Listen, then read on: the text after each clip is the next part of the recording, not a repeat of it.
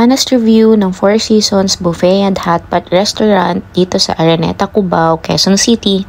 Last April 29, sinelebrate nga namin ang birthday ng father ko dito sa Four Seasons Buffet. Dito namin napili kasi inavail namin yung promo ni RCBC for Visa Platinum credit card holders na 50% off discount for their lunch and dinner buffet. Dumating kami around 6 o'clock PM and wala naman masyadong tao. So as walk-in, nakapasok naman kami kaagad. Okay naman yung mga staff, accommodating, and mabilis naman yung service. Sa ambience, okay din naman, usual for Vikings restaurant.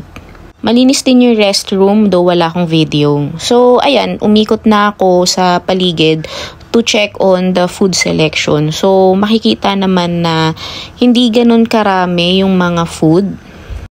Or ang tagal lang talaga nilang mag-refill kasi super aga pa namin yan considering na 6 PM pa lang.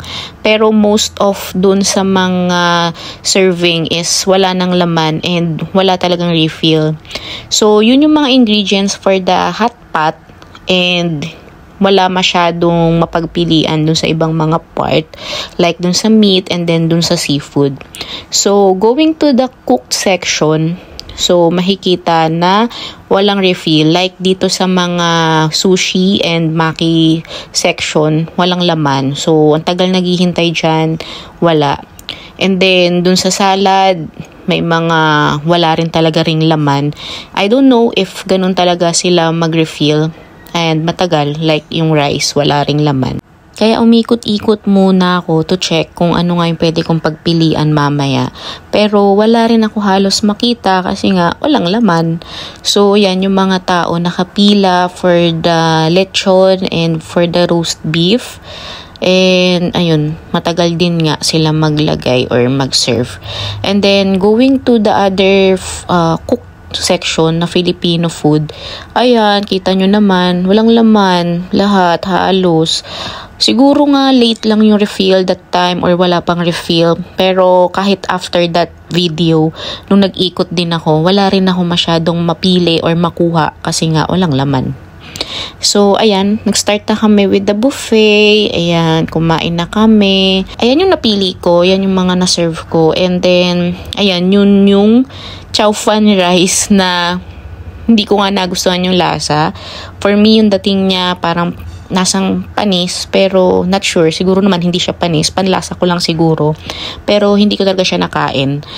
And siguro overall, for the food, yung lasa, hindi siya sasapat dun sa price niya. Yung real price kasi is 1,028 pesos for weekdays.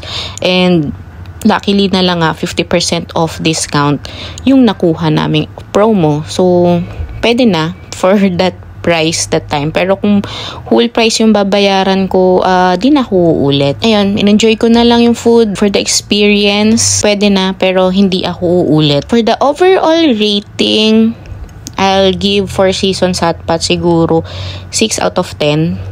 Alam ko naman na sa buffet, hindi naman lahat talaga is masarap. Pero for me, majority kasi talaga ng food nila is hindi ko nagustuhan. Mahilig ka sa hotpot, ayun, okay yun. Mareredeem naman yung impression mo about the restaurant. Pero kung gusto mo rin, pati yung food na, yung mga cook na, wala sila masyadong selection for that. So, yun lang for my review. See you next time.